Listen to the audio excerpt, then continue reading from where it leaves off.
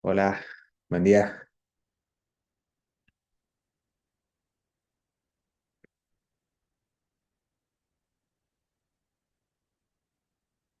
No sé si me escuchan. Hola, hola. Hola Hola Edgar, ¿qué Juan. tal? Se Hola escucha Juan. Juan bien, Pablo y hola Juan. Hola se Edgar. escucha bien. ¿Qué tal? Bien. Llegué un poquito justo en la hora porque estaba en una prueba. Siempre se demora uno en salir de las pruebas, pero bien.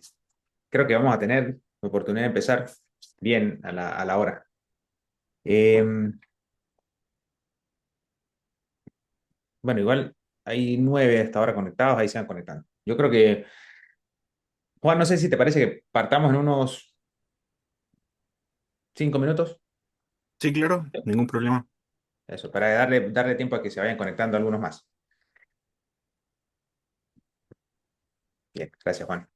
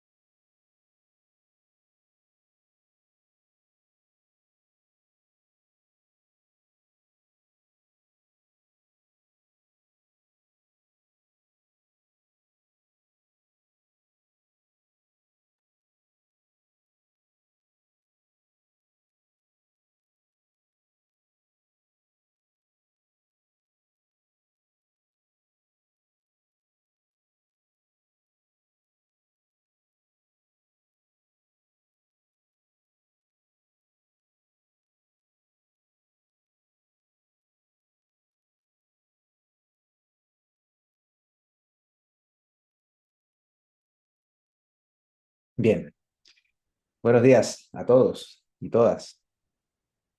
Bienvenidos al seminario, sesión número 7. Hola Seminario de... Edgar, buenos días. ¿Cómo estás, Paula? ¿Cómo te va? Bien, gracias a ti. Bien, bien. Bueno, quizás un poco accidentado estas últimas horas con el tema del hackeo de Canvas, pero afortunadamente pudimos avanzar y hacer el seminario hoy. Hoy tenemos, bueno, tengo la grave de presentarles y, digamos, a mi invitado del seminario de hoy, a Juan Ulloa Rojas. Juan, ¿qué tal? ¿Cómo estás? Hola, ¿qué Este, tal? Buenos días a todos. buenos Gracias días. por la invitación, Edgar. Bien, de nada, no, gracias a ti por darte el tiempo de asistir. Inicialmente yo te voy a presentar formalmente con los chicos. Esta es la cátedra de Seminario de Innovación eh, de la Facultad de Ingeniería, en este caso de Ingeniería Civil, de la Universidad Andrés Bello. Y, digamos, hacemos esto todos los viernes, generalmente, durante el primer semestre del año, en donde te traen diversos expositores que hablan de diversos temas de interés, puede ser temas de investigación o temas más cercanos al ejercicio profesional de la ingeniería. ¿Sí? También. Entonces, hoy Juan primero lo va a presentar. Juan mire, es ingeniero civil en obras civiles y magíster en ciencia de la ingeniería de la Universidad Diego Portales. Y actualmente es también estudiante del programa de doctorado en la Pontificia Universidad Católica de Chile en ciencia de la ingeniería.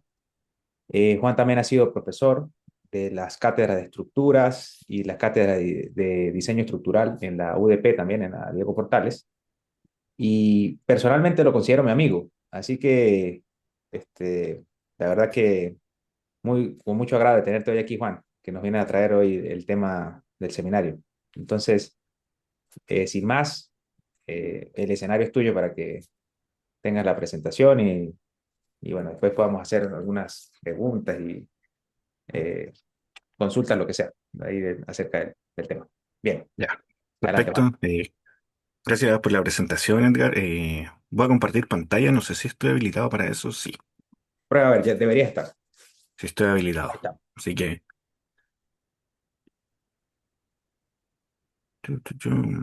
Ahí está. Ven mi pantalla compartida, ¿verdad? Sí, se ve ya el título de la presentación. Sí, ya. Perfecto. Entonces, buenos días. Mi nombre, como bien lo dijo Edgar, es Juan. Y les voy a hablar un poco, es un revuelto de muchas cosas con una idea central, en cosas que he tenido la oportunidad de trabajar en mi formación doctoral, para que vean que es muy amplio en lo que uno puede llegar a trabajar. Pero finalmente, la idea central de esto es innovar en la ingeniería. Entonces vamos a ver desde cómo fallan los materiales hasta cómo se recuperan las ciudades, ese es el título, pero de una forma muy simple. Hay un par de ecuaciones en la presentación, pero no las vamos a mirar en gran detalle. Entonces, en la charla vamos a pasar por estos tres temas. La escala de material, o vamos a hablar un poco de la optimización topológica, de cómo es muy bueno utilizar o intentar utilizar menores materiales, pero alimentar estos modelos numéricos requieren finalmente ensayos, requieren saber el comportamiento real de los materiales, ¿sí? Y finalmente, ¿cómo podemos llevar esto a una funcionalidad o a que el impacto se vea en las ciudades, se vea en la realidad, se vea en la sociedad, ¿sí? Entonces, para ello existen métricas de resiliencia, ¿sí? De daño, de recuperación. En la ingeniería, en la historia de la ingeniería civil, siempre se ha estado como un poco obsesionado con la idea de que todo debe ser rígido, no moverse frente a ningún tipo de carga y resistir todo. Entonces, este paradigma ha cambiado un poco en las últimas décadas hacia lo que se llama diseño por desempeño, lo cual me parece muy bueno. Y la idea como así en palabras muy simples del diseño por desempeño, es lograr un mejor desempeño de la estructura, pero ya no a través de que sea totalmente rígida o de lograr esa rigidez infinita, sino de tener otras cualidades, la redundancia o algún sistema de disipación de energía, ¿sí? Y eso lo podemos medir a través de la resiliencia, donde si esos sistemas son buenos, entre comillas, buenos o no para lo que queremos. Avanzando. Bueno, una estructura usualmente se define como cualquier conjunto de materiales destinado a soportar cargas, ¿sí? Entonces aquí tenemos un conjunto de materiales que desconocemos su forma, que está sometido a una carga, ¿sí? Tiene unas condiciones de apoyo. Para optimizar su forma, usualmente en optimización topológica se utiliza una función de minimización, puede ser de volumen o de área, e incluso de peso, sometida a unas ciertas condiciones de borde, que en este caso tenemos la condición del apoyo y la condición de la carga, ¿sí? Entonces, ese es el planteamiento general de cómo llegar a la estructura óptima. Bueno, ¿cómo se ve esto a grandes rasgos? Bueno, como ejemplo tenemos una cercha, típica cercha que nos hacen calcular en estática de estructura. Y esta cercha, a simple vista, todas sus barras reciben carga, pero estamos teniendo a lo mejor barras que no las necesitamos. Estamos usando mucho material de más, mucho material extra. Porque podríamos tener un diseño mucho más simple que va a soportar la misma carga, con menos material, ¿sí? Bueno, entonces, este es un ejemplo muy básico de optimización topológica. Lo que se hace también es buscar, por ejemplo, los códigos de optimización generan volúmenes o áreas en esta zona. Entonces, si el material está con el que uno está trabajando resiste bien la compresión, en este caso, la barra de abajo sería mucho más delgada. Si no resiste la compresión, el material de abajo tendría que tener una sección transversal mucho mayor, ¿sí?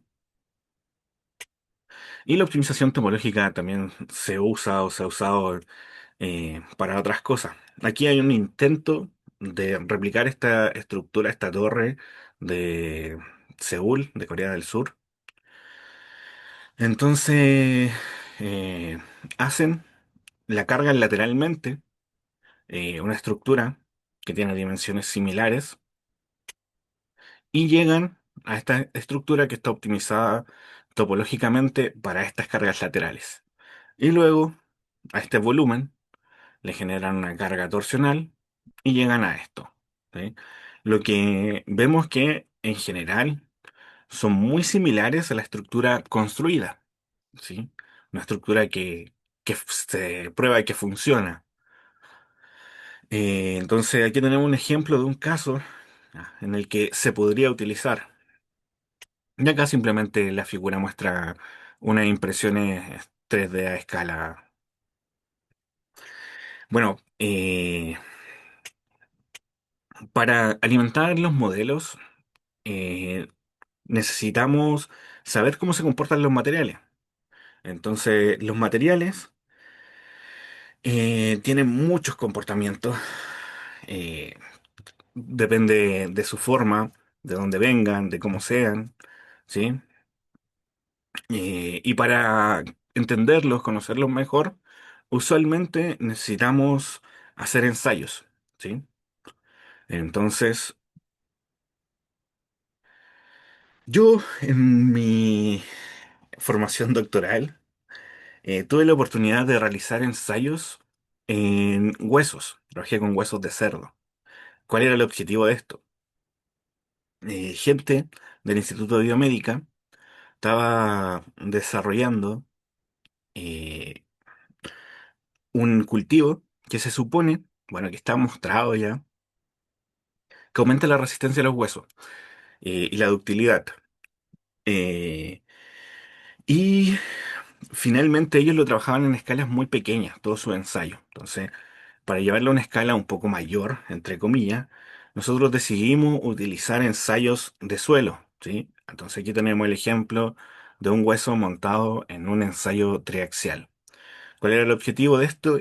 Medir, cuantificar cuál era el aumento real y el cambio de comportamiento de este material con ese cultivo, ¿sí? Entonces, esto supone una innovación o la idea de generar este cultivo es mejorar la resistencia de los huesos, sobre todo para algunos tipos de enfermedades que degradan los huesos, ¿sí?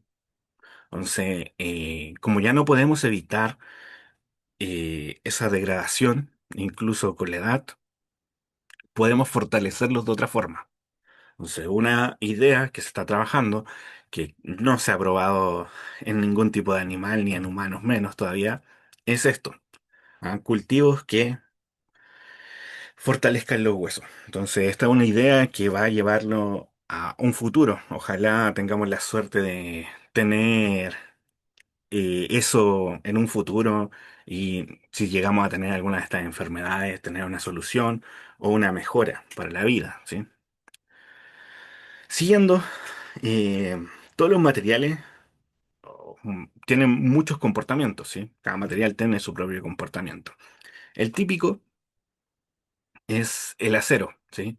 Un comportamiento dúctil, la típica curva es que nos muestran en mecánica de sólidos, que tiene una deformación plástica primero y luego falla.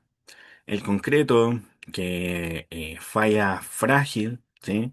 Entonces, y tiene mucha resistencia a la compresión y poca a la tracción.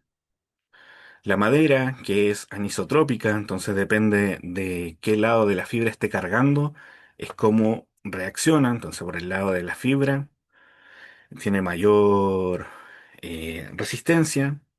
eh, Contrario a la fibra, cae abruptamente.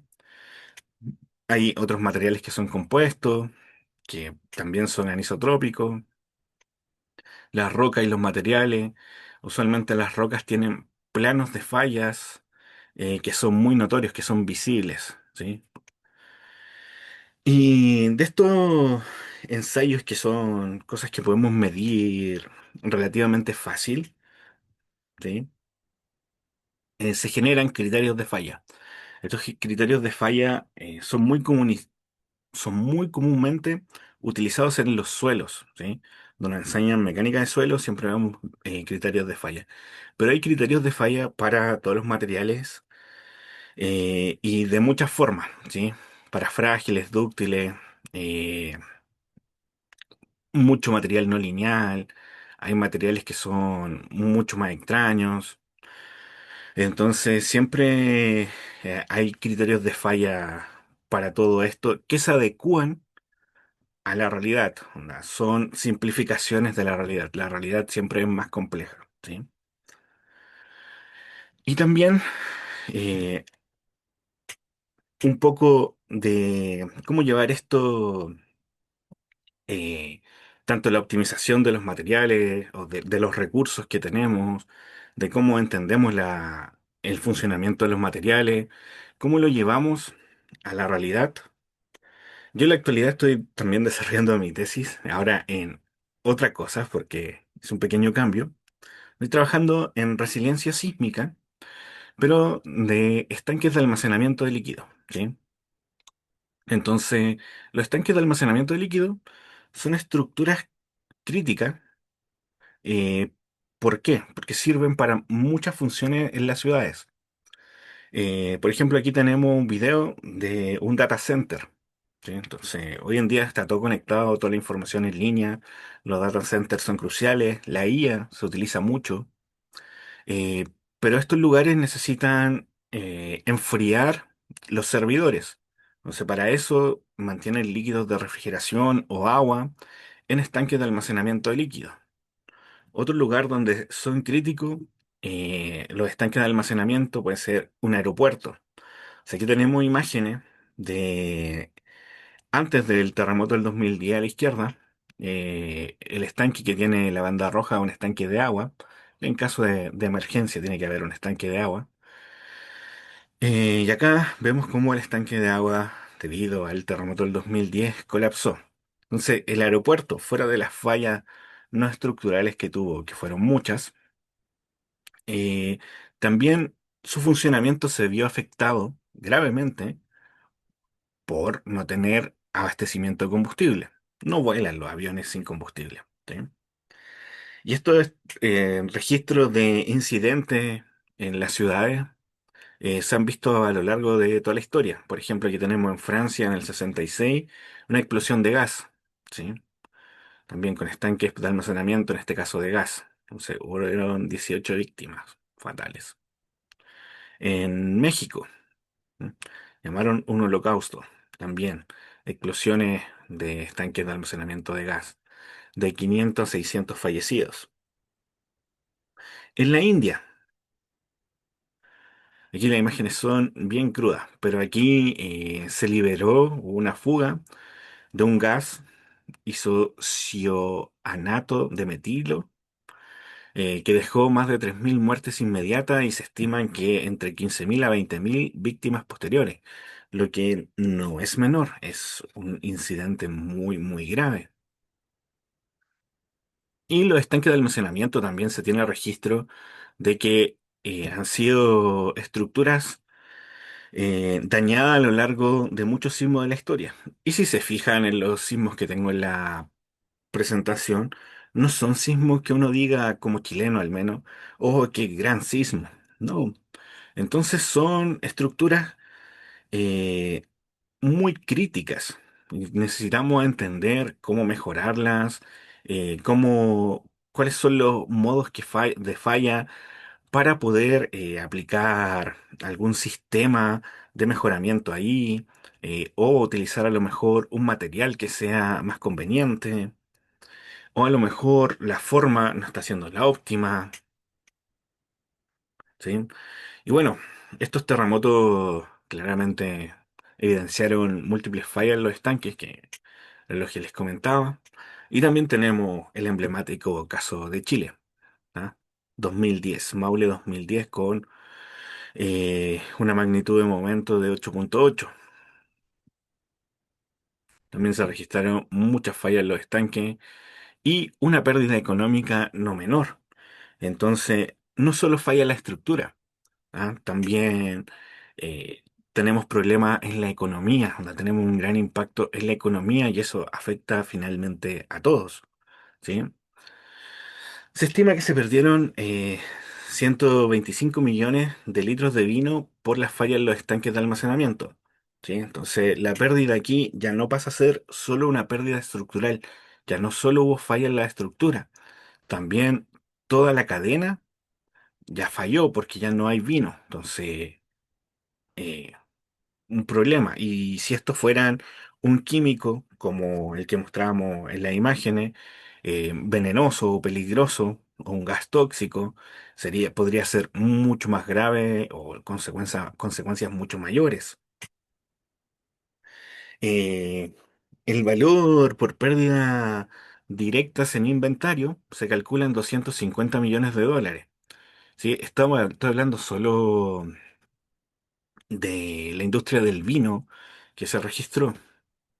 Lo que esa pérdida representaba en 2009 el 12.5% del Producto Interno de Chile, lo que no es menor. Y finalmente, para recuperarme de esto, ¿cuánto pasó? Que algo muy importante, onda, ¿cuánto uno se demora después del evento, después del suceso, después de esta pérdida de la infraestructura o de esta caída de la infraestructura? ¿Cuánto te demoras en recuperar esto? Eh, no es menor tampoco. Entonces, se estima que los gastos totales del terremoto fueron el 15% del Producto Interno Bruto, incluyendo infraestructura y producción. Los municipios que fueron afectados o mayor afectados no tuvieron una recuperación económica hasta 8 años después, o sea, se vieron con menor actividad económica hasta 8 años después. Y esto se puede ver, por ejemplo, en la cantidad de IVA que tributan esos municipios, o de patentes. Perdón. Bueno, entonces, tenemos un estanque de almacenamiento de líquido y este puede ser sometido a sismos. ¿Mm? Y puede fallar o no fallar. Pero en caso de que el estanque falle, esto produce una cadena de sucesos. ¿Qué pasa si no tengo abastecimiento de combustible? Puedo no tener transporte público o afectar gravemente el transporte público. Se pueden ver afectados los servicios de emergencia. Eh, Estos servicios de emergencia nos afectan a todos. Pueden haber muertes por falta de combustible o por no haber ambulancias para trasladar a la gente. Entonces, finalmente, una infraestructura que uno la ve muy poco, que pasa de ser perseguida, como son los estanques de almacenamiento, son súper críticas para la vida. Entonces, hay que entender su funcionamiento, cómo son los materiales con los que se trabaja, cuáles son los modos de falla, si existen formas de mejorar su funcionamiento o si existen otras alternativas. Y aquí es donde entra el concepto de resiliencia, ¿sí? Entonces, frente a un evento sísmico, el área bajo la curva de recuperación es la que se llama resiliencia. ¿Ah? Entonces aquí tenemos tiempos de recuperación, tenemos conceptos de vulnerabilidad y en la resiliencia tenemos un concepto muy bonito que se llama... eh, hoy se me olvidó el nombre. Eh, Perdón. Redundancia. ¿Sí? Tenemos la redundancia, que también viene a partir de la necesidad de que ya todo puede fallar. Ningún sistema es perfecto. Genial. ¿Qué hago si falla? No puedo alterar toda la cadena porque finalmente eh, tenemos muchos ejemplos, ¿no? Si fallan puentes, también quedo intercomunicado. También hay sistemas que pueden fallar. Entonces, si fallan los servicios eléctricos, una central eléctrica, también no tenemos energía eh, eléctrica y nos pueden fallar montones de sistemas. Entonces, ¿qué necesitamos? La redundancia. En el servicio eléctrico es súper interesante cómo hay montones de alternativas. ¿Sí? Puedo tener plantas que trabajen con diferentes cosas, con eólicas, solares, eh, que son energía renovable o con combustibles fósiles. En temas de los estanques, se pueden tener sistemas o granjas de estanques en distintas zonas para que su vulnerabilidad sea distinta o se vea afectada de forma distinta. Entonces, aquí, en todo lo que es resiliencia, es un campo muy abierto. eh, no es tan nuevo, pero no es tan hondado en la literatura. Hay gente que ha trabajado, pero si uno revisa la literatura de resiliencia, parten en los 2000, después hay otros más en los 2010, después ahora en los 2020, pero no hay una continuidad de trabajo, como a diferencia, por ejemplo, de que uno ve estudios sobre hormigón, todos los años son montones de paper. Entonces es un tema súper interesante y que está muy de la mano con el diseño por desempeño. Entonces, bueno, ¿y ahora qué hacemos? Innovar. ¿Y cómo innovamos? Eh, Primero, podemos utilizar una menor cantidad de material, optimizar esta cantidad de material, buscar el mejor desempeño de la estructura sin la obsesión por la rigidez infinita, sin tener esa obsesión de que tiene que soportar absolutamente todo y tener sistemas redundantes.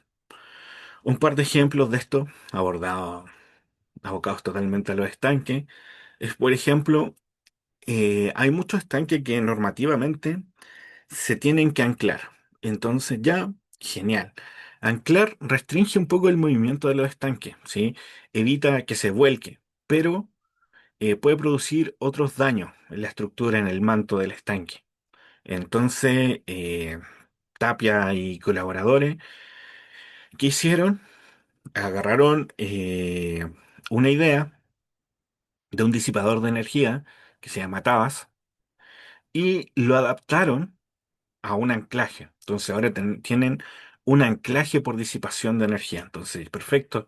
Anclo, evito el levantamiento de la estructura y este baile de la estructura, que finalmente en los estanques es lo que más daño provoca.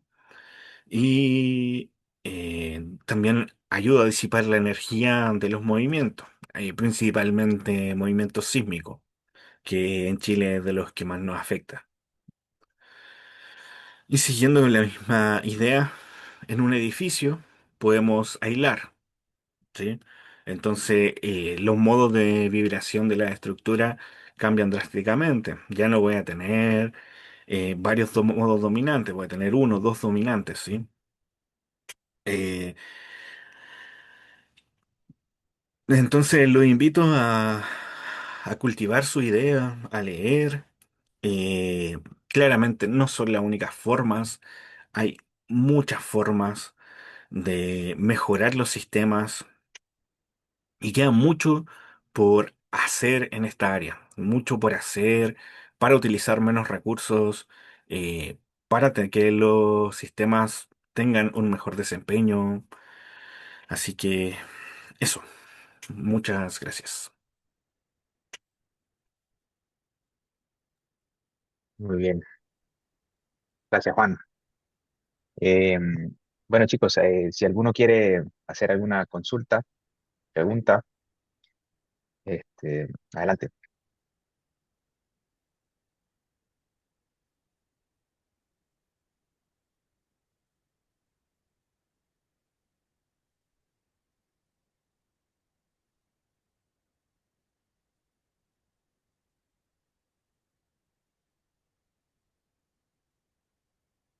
Bien.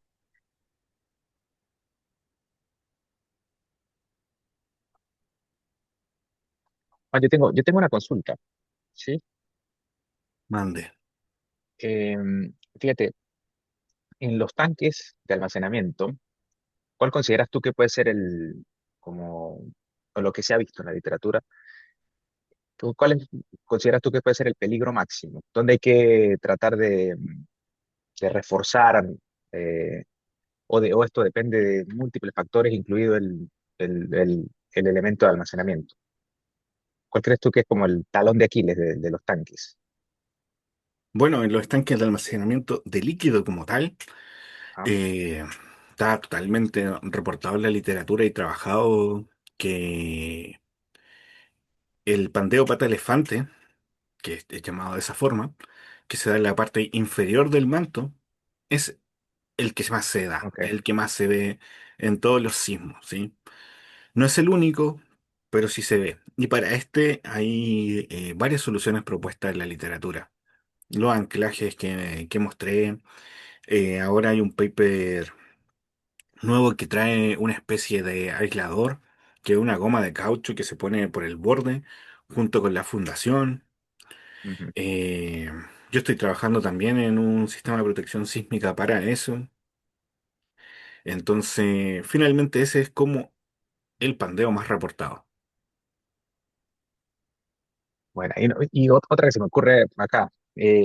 ¿Han pensado ustedes en trabajar en optimización topológica para la geometría de los tanques? ¿O aún todavía eso no está planteado o está por ahí? ¿Qué dices tú? En la optimización tomológica, buscando el mínimo del estanque, o sea, el mínimo cantidad de material y eso, no me lo he planteado. Puede ser una rama a futuro. Debe ser computacionalmente me parece una rama bien compleja, porque los estanques de almacenamiento de líquidos son interacción fluido-estructura. Entonces, eh, optimizar ya la interacción deben ser un par de doctorados. Ok. O sea que hay Sí, una no. buena línea de investigación ahí para seguir. Sí, No, y eso y bueno que lo mencionas, lo de la interacción fluido-estructura. Bien, bien interesante, ¿ah? Bien, por si alguno de aquí de los chicos se quiere animar a investigar en esa rama. Gracias, Juan. Mire, aquí está Joaquín, que está con la mano levantada. Adelante, Joaquín. Estás muteado, ahora sí. Hola, hola, hola, ¿qué tal? hola. Bueno, primero que nada, gracias por la presentación. La verdad que estuvo bien interesante, sobre todo la parte de innovación. Lo que sí, tengo una pequeña duda de como su área de investigación que se enfocó más en lo que es la parte de estos estanques, se podría decir. Ahí y ya, entonces si es así, aparte, creo que mencionó como a Tapia, si no me equivoco. Sí, Sí. Eh, Usted en base a su experiencia e investigación, aparte de como el aporte que ha hecho eh, Nicolás Tapia, que fue uno de nuestros profesores, ¿qué, qué más se puede, enfocándolo como a su tema, modificar, innovar con respecto a qué más puedo hacer para que obviamente evitar este tipo de fallas que tienen los estanques en general en los sismos? Que además, como mencionó, el tipo de interacción fluido-estructura.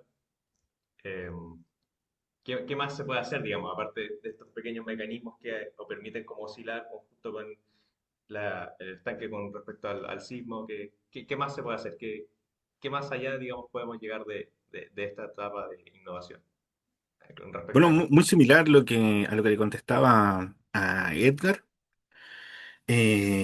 Por ejemplo, lo que hizo Nico Tapia, eh, de estos disipadores, de anclajes con disipación, también hoy en día hay otras formas. Hay cauchos, anillos de caucho que funcionan como una especie de aislación sísmica, que es porque están embebidos en las fundaciones. Hay atezadores verticales también que sirven como una actualización para los estanques ya construidos o también para no poner directamente mantos mucho más gruesos, sino reforzar localmente la parte de abajo, ¿sí? Porque tampoco puedo llegar y poner un espesor de manto en la primera virola de 20 milímetros y en la más alta de 3 milímetros. Entonces son cambios muy abruptos que generarían otras fallas. Entonces también están los atizadores verticales que van en la parte inferior y así eh, pueden haber muchas soluciones, ¿sí? También Colombo y Almazán, que Colombo es mi profesor, en los estanques de almacenamiento que tienen patas, porque no todos están directamente apoyados en las fundaciones, trabajaron con un sistema autocentrante. Entonces las patas podían deslizar y al centro tenían una especie de resorte gigante que autocentraba la estructura. Entonces, el sismo, la estructura podía moverse, pero finalmente con el sistema se quedaba en su lugar al final, ya disipando toda la energía. Entonces, hay muchas formas. Ahí solo depende de tu imaginación lo que puedas lograr. Me interesó harto lo que dijo lo último, como ese método. Muchas gracias. Sí. Bien, gracias, Joaquín. Adelante, Juan. Hola, ¿qué tal? ¿Se escucha? Sí, hola. Te escucho. Ya, perfecto. Muchas gracias, Juan, por la presentación. La verdad es que estuvo bastante interesante. Y mi pregunta va un poco enfocada más a el aspecto normativo que hay hoy en día, porque cuando yo estaba haciendo mi práctica me tocó justamente evaluar dos proyectos de estanques prefabricados para aguas de Antofagasta. Pero dentro de lo que me tocó evaluar no recuerdo haber visto mucho con casos especiales en cuanto a disipación para estanques. Entonces me gustaría saber un poco qué, ¿Qué has visto tú en general en cuanto a eso, tanto nacional como internacionalmente? Bueno, las normas como tal no exigen disipación. Son soluciones que uno propone. O sea, yo me adecuo a la norma para ciertas solicitudes. Final me pide, o sea, me pide eh, factor de reducción de respuesta, eh, me pide que aguante ciertas cargas. En la actualidad en Chile está todo lo que tiene que ver con estanque se rige por la 2369 del 2025.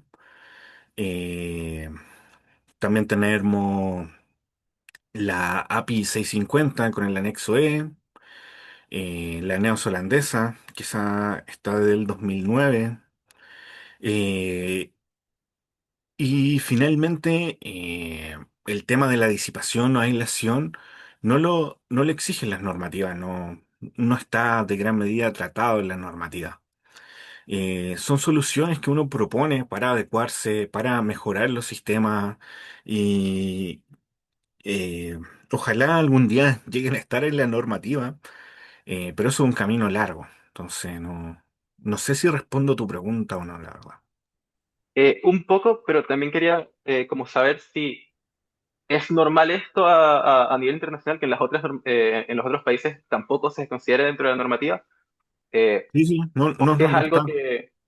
Ok, No, ni la API 650 que es gringa, ni la neozelandesa, ni Eurocódigo exigen de aislación o disipación para los estanques de almacenamiento, no.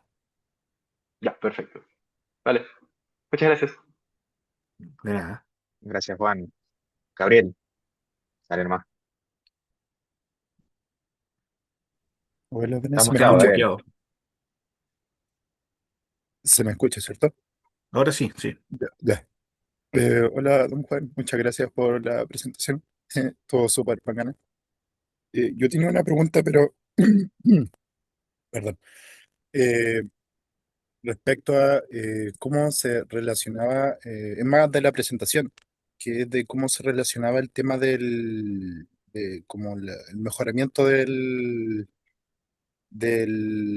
como aplicar como aditivos para mejorar la resistencia de los huesos eh, como los sistemas de disipación sísmica de estanques. Como que me perdí ahí, perdón. Ah, no, la línea como que une todo esto es que finalmente eh, yo innovo con el objetivo de mejorar la vida de la gente. Entonces, eh, aumentar la resistencia de los huesos para tratar algunas enfermedades o para otras cosas que pueda tener aplicación, va a ayudar a mejorar la vida de la gente. En estructura, una forma, una métrica que tenemos para medir es la resiliencia, porque la resiliencia va más allá de medir una estructura, ve la interacción de toda esta. O sea, si yo afecto una central eléctrica, esto tiene repercusiones en toda la ciudad, ¿sí? Entonces, afecto toda la vida. Entonces, ¿cuánto me demoro en recuperar esa central? ¿Cuánto me demoro en esto? ¿Cómo son las repercusiones que va a tener todo esto? Va a tener repercusiones que a lo mejor no alcanzo ni a medir, ¿sí? Entonces, mi objetivo es que eh, las estructuras se dañen lo menor posible, porque finalmente es utópico pensar que no se van a dañar nunca. Se van a dañar, se van a degradar, ¿sí?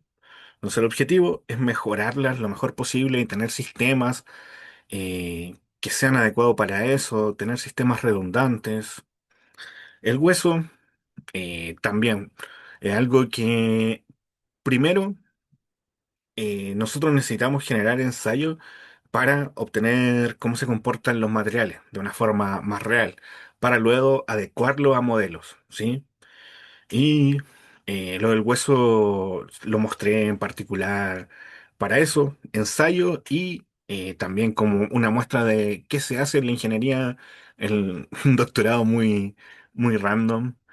Eh, Se puede innovar en muchas cosas, en muchos aspectos. No estás totalmente centrado como a las estructuras típicas que uno conoce. Onda, el hueso es una estructura, ¿sí? Y es una estructura formada por la naturaleza, eh, que se supone que está totalmente optimizada, pero aún así falla, aún así los huesos se quiebran, ¿sí? Entonces, ese era como el objetivo de mostrarlo. Muchas gracias, perdón.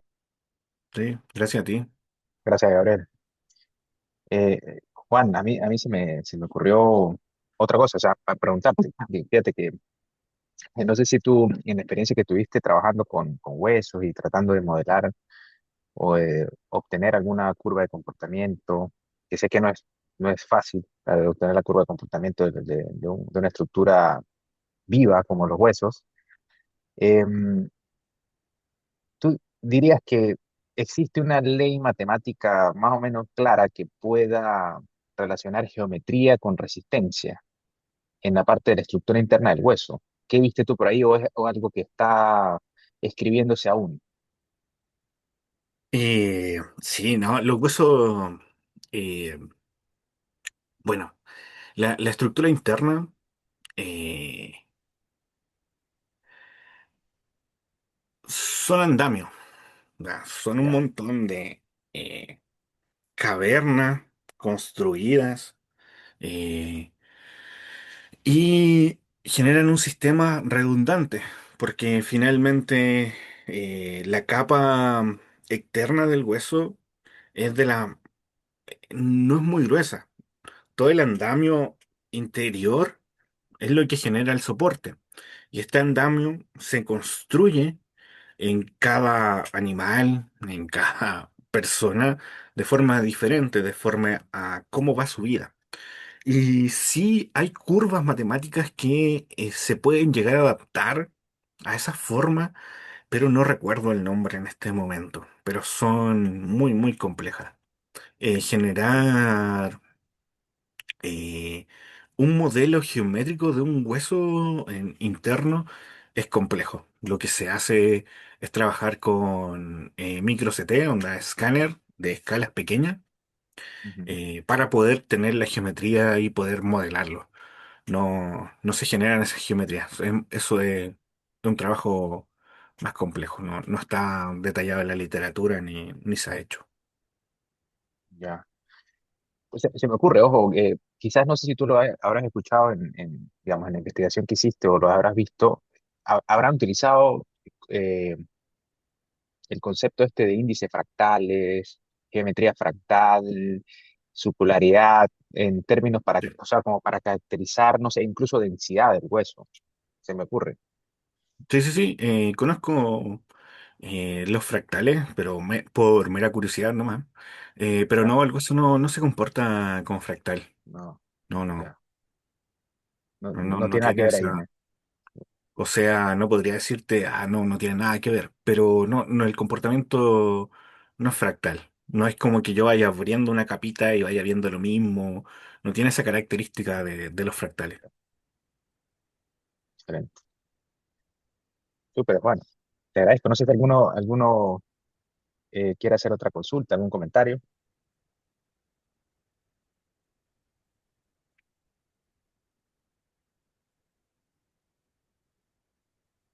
Bien, bien, Juan. Bueno, a mí me queda entonces agradecerte por la presentación. La verdad que hayas tomado el tiempo de venir y conversarnos acerca de tus trabajos en el doctorado. Y bueno, nada, espero poderte ver pronto y mucho éxito con lo que viene. Sí, muchas gracias, gracias por la invitación, gracias por las preguntas, por la atención. Eso, nos Bien, vemos. bien. Muchas gracias a todos por el seminario de la sesión 7 y bueno, queda formalmente concluido. Cuídense mucho. Chao. Chao, chao. Bueno, gracias. Chao. Gracias.